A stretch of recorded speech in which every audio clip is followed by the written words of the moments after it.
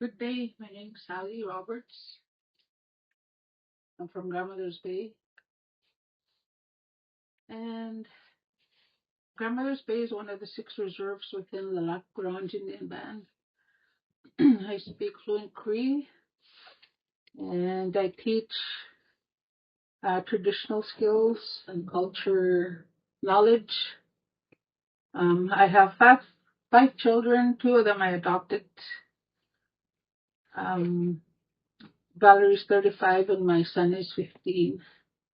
I adopted from my adopted children I was blessed with six grandbabies. I started working with Child Family Services in 2018. Before coming to Prevention Services, I worked as Community Services Addictions, where I'm certified as, for 17 years with Health Services. When I started with Child Family Services, this was the first time I heard of triple P parenting. I was kind of resistant to the idea of setting rules and using discipline as a parenting tool. How do I present this to the parents? I thought to myself, because the majority of our children or kinship, they've gone to residential school, and so there's lots of resistance there with rules and using discipline. When the first set of kids were taken away to the residential school in 1870s, that was when we started losing our parental skills. The children were taken from their mothers and were raised without attachment to parents and caregivers. This cycle has continued to present day. The emotional wounding that happened has been passed down from generation to generation. In the Western world, this is described as reactive attachment disorder, which the children are not bonding with their parents, or the parents are not bonding with their children.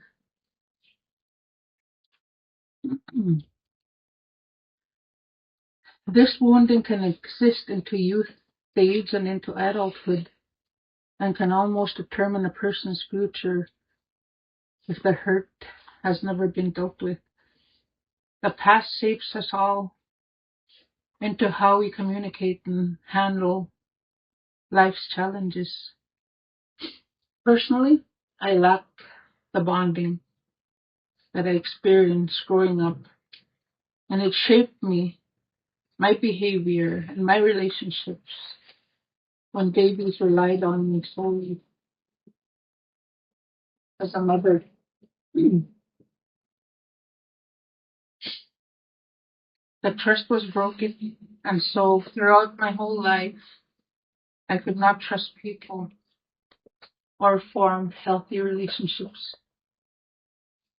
I stopped growing spiritually, emotionally, and mentally in the child stage.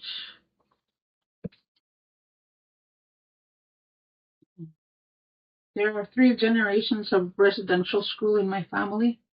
Each generation grew up without parents, and we lacked that bonding and unconditional love from our parents. They were too scared to love us because we'd be leaving back to school, back to the residential school again. At the age of 9, I was one of these children that was sent to the residential school. And I spent 9 years of my earlier years in residential school. Throughout my life, there was so much shame attached to these years. So without my So without my childhood, my youth, and adult years, I had low self-esteem. Also, I carried so much anger because of my experiences in residential school. Therefore, I put an emphasis on the earlier years and how this impacts my life. How will this cycle end if we don't have a beginning to start changing parenting? We are preparing for the next generation so they will have a brighter future. I had my first child at the age of 19, and in my family tradition, they had giveaway brides, and I was one of those. I was forced into marriage at the age of 18. I had no idea how to be a wife, let alone a mother. I had the behavior of a young child. I didn't know how to express myself, and I often reacted in anger. I needed to heal my past hurts and to become a better person. I became a recovered parent when I was 23 years old. I eventually had a wake-up call. Started to understand the effects of residential school and eventually worked through this part of my life by finding out who I was and to become a better person. This quest for identity will continue throughout my lifetime. The, the generational effects would have carried on in my family system if I hadn't made the changes. Today, my children and my grandchildren get unconditional love from me, and I learn to express my affections to my spouse and family. I was lucky to have my mother teach me these traditional parental skills. So grateful these teachings weren't lost. With this new triple P, I thought, what would my mother do? And my mother was really wise. She would merge triple triple P parenting and traditional parenting together, since they have similar parental teachings and values. With traditional parenting, we go into the moss bag. This here is the moss bag. Back in the old days, we never had no Pampers. So, as children growing up, my mom would send us out in the bush into the Muskeg area. And then we'd play around, climb trees, and I says, okay, it's time to go to work, she'd say. We spend most of our time in the trap line, which I'm grateful for, because there they taught us our traditional skills, our values. So he said, I want you to go pick some moss from the muskeg and hang it up, he said. So we went, but I had a baby sister, and we didn't have no Pampers. So, reason why this is called the moss bag is that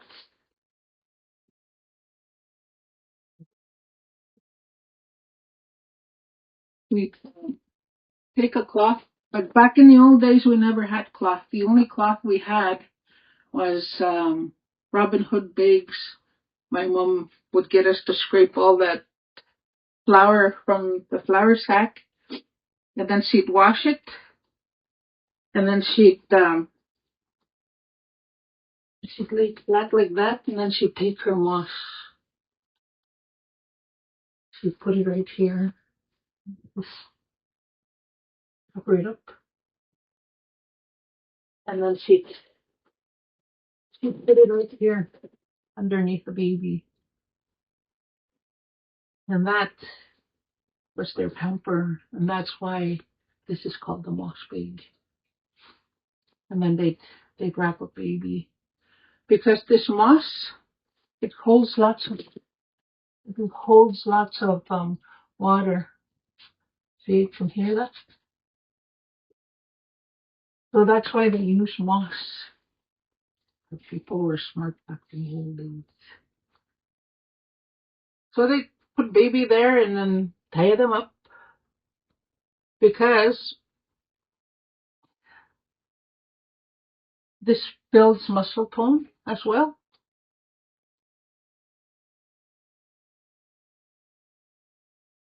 Put something in the middle so the legs are not rubbing together.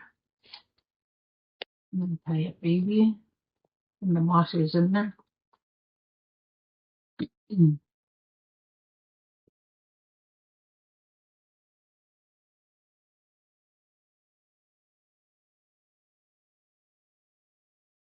So they'd leave them here for a couple hours and then come back and check on the baby and change the moss, change the cloth.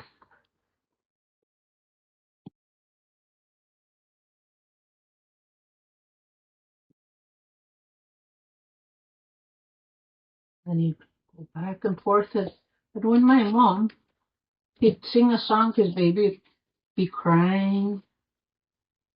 He'd sing a song or tell a story or say,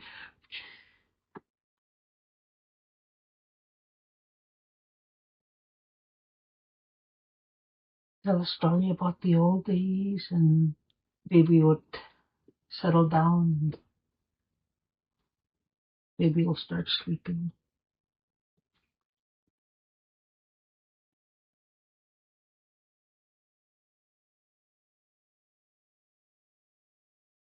So when you get up here and after tying it, you want to bring that rope down here because you don't want your baby choking on the rope. So they're really, really careful with stuff. And there's your baby. And they'd make everything for the kids. And they were so proud of their babies. And they decorate them nicely. They put beads on it. And babies were always precious. And they were often kind of proud, very proud. So that's the moss bag. Those are the teachings. Moss bag also gives you security. And when babies are in a moss bag, they can look around with their surroundings. They listen to birds, watch the leaves. So this is the waspasun. Waspasun they had to. With triple P babies is having that safe, engaging environment. Same thing with the moss bag teachings. Essential for babies to be supervised by adults at all time. So as soon as baby cries, they come up right away. They didn't let their babies cry for a long, long time. And you can never spoil a baby, because you know what? When they turn 2, 3 years old, they don't want to be held. They're all running around anyway.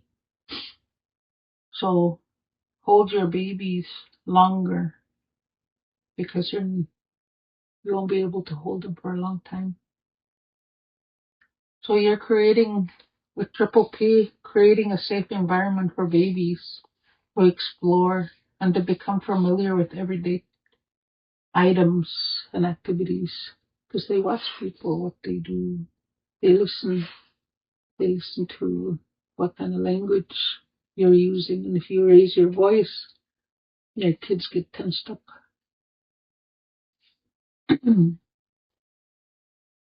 Well, that's your moss bag.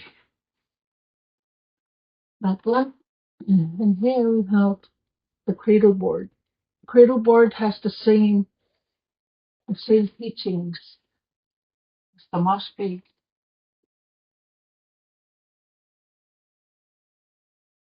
Cradle board is called dihinan.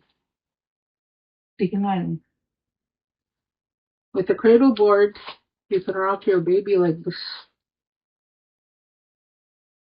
Put a stick right here. This is red willow stick. I just bent it. Then you can cover up your baby in the summertime so the bugs don't get to your baby and there's enough air for them to breathe. And you just tuck this in under here.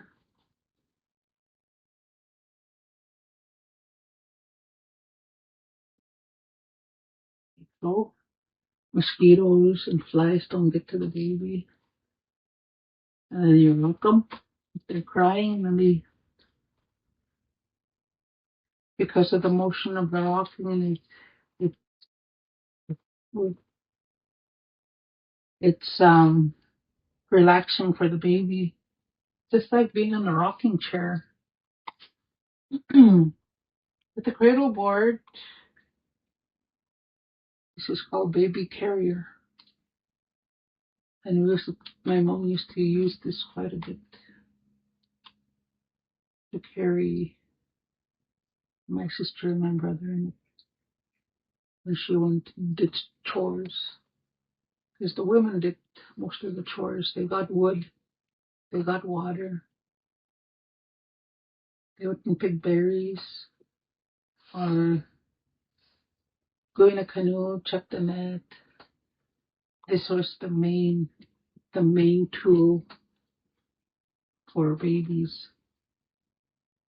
And when they were out traveling, this is what your baby seat.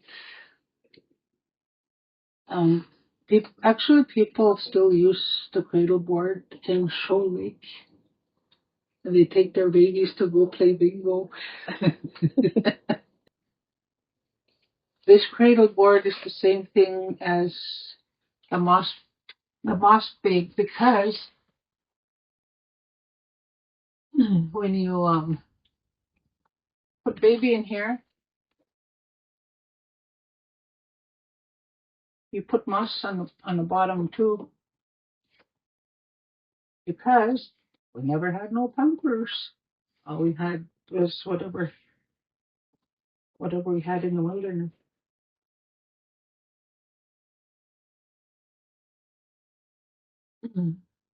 I used to watch my mom tie up babies in cradle boards, and I often really admired her for that, because she just had this natural rhythm of tying these babies together.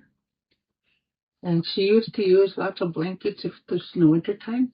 Use lots of blankets. And in the summertime, she'd use just thin sheets. So with the same teachings with the moss bag, babies are looking around, checking out the scenery and listening to birds or listening to elders talk about their stories. And the same thing that they used to put the moss under here and then tie a baby. Same way as the moss bag.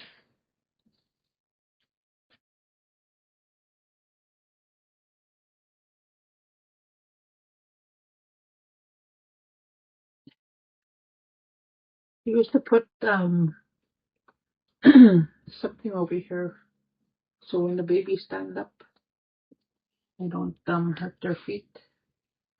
But they were really, really protective of the babies. And the only time you can tie up babies like this is when the cord falls off. Because if you tie up babies like this when the cord is on, it'll make the cord bleed. So that's why they said you can't tie up babies in the cradle board and moss bay. And you can't even put them on the swing.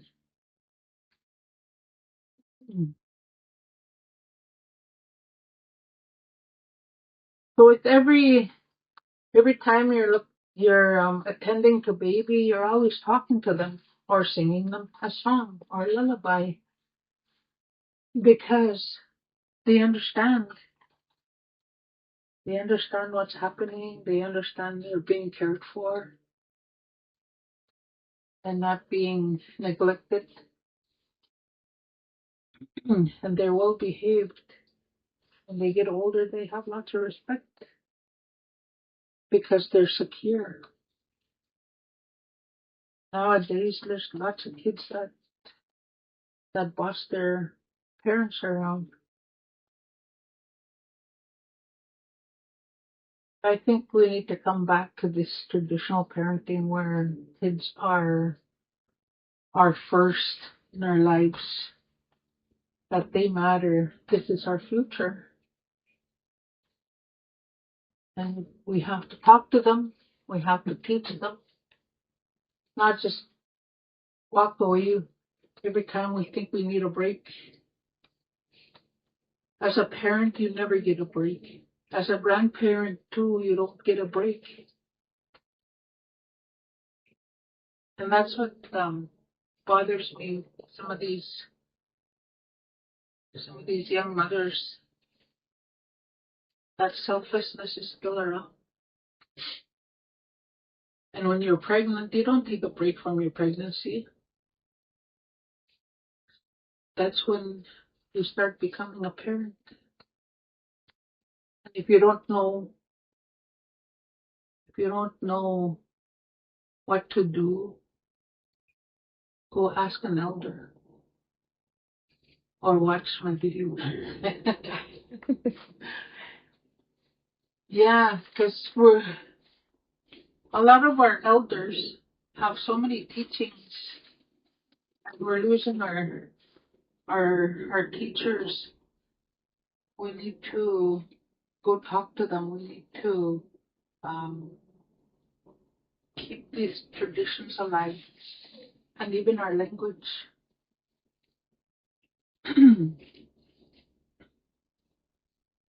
Because a lot of our people lost that language when they went to residential school. We need to bring it back.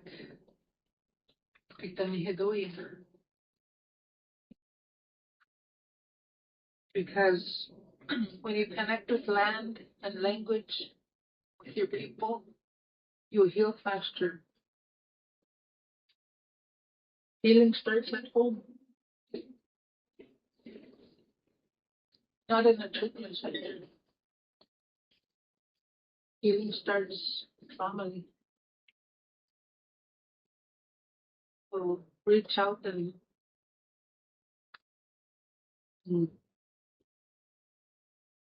dust off our elders and use them. Not use them, but get them to teach us. Utilize them? Utilize them, yes. Yeah. Thank you, narrator. So yeah, and that's the cradle board. And you can use the cradle board until the baby is about 2 years old. Because after that they're walking. Or maybe even 1.5. And I put my granddaughter in the cradle board and she just loved it. Yeah. But and that's the cradle board. So the next with triple P is creating a predictable environment, setting up a home and surroundings in a way that it's clear and easy to understand for the kids. And I know kids touch everything when they start moving around, but you got to be patient with toddlers. And that's the prime time to teach them. They're developing a routine for activities,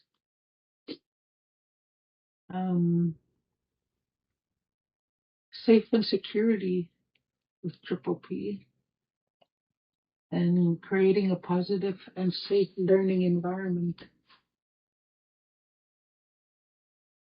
Next, we have this baby swing, We Weep Son, it's called. This We Weep Son creates, oh, creates a natural movement akin to nature because the trees swing back and forth. So when toddlers are having tantrums, that means they're tired. Put them on a swing. It just calms them down. Honestly, it works because they need security. Here, they're secure. They're swinging something that they like.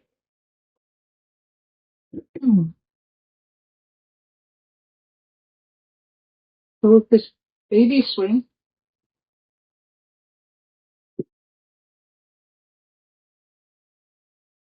you just need a rope and a feet,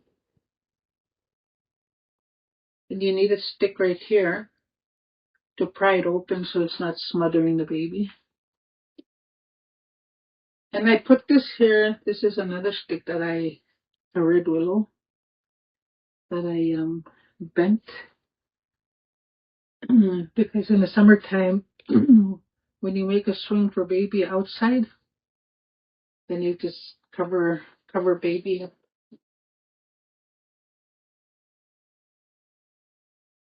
Just cover baby up so mosquitoes and flies don't get to the baby.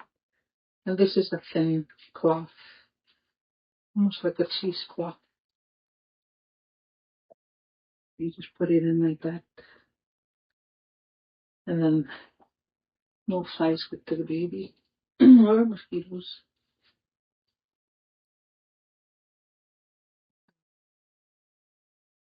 How This is how we're going to make the swing.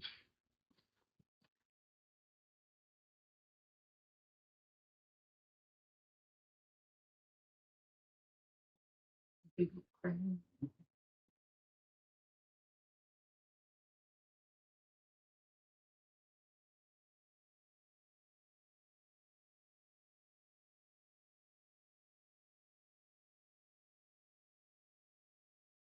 It just gets a nice shape.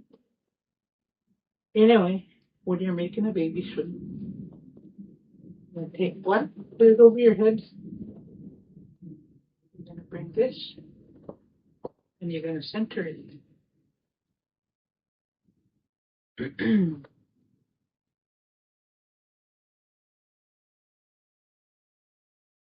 So it's centered. Then you're going to put this over. You're going to gather this up right here. Then you're going to bring it in, spread it out like so. Ta-da! That's what's fun. Then you're going to put this stick over here. Put it right here. You can make holes on the side. Put it like that. Then you're going to put your baby. This is a big baby, like a 1-year-old. Then put the stick here if you want. This is optional. Then you're gonna tie up your baby because you want your baby to be nice and secure.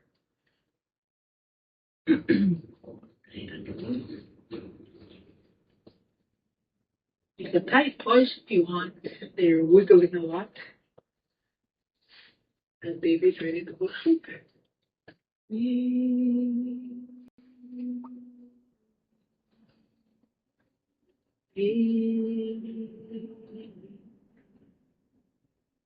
And that's it for my presentation. I hope you guys enjoyed it.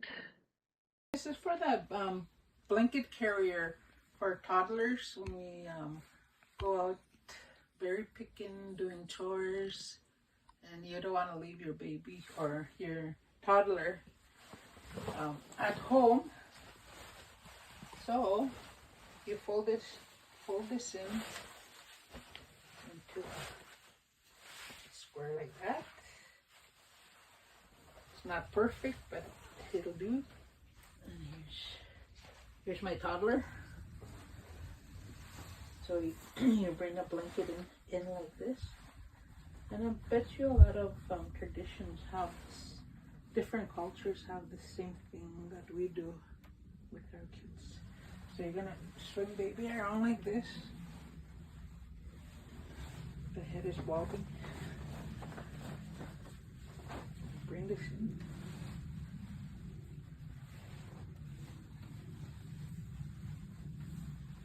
You're gonna make a cross like this. And then bring this around in the back like this. And we're gonna tie it up over here.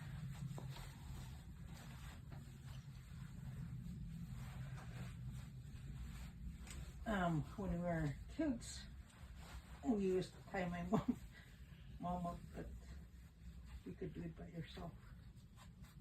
Because the majority of the time you're the one that's doing it. There you go. And there's your baby. And then your arms are free. You can go pick up your moss, dry it up, go get wood, make a fire. This woman did all the cooking and stuff like that. So yeah, and there's your big blanket carrier. So same thing, same teachings. With the cradle board, most baby's always close to you, and they're feeling every heartbeat that you have, and they have the emotions that you feel. If you're happy, baby's happy. So that's your blanket carrier. And thank you. Thank you, Sally.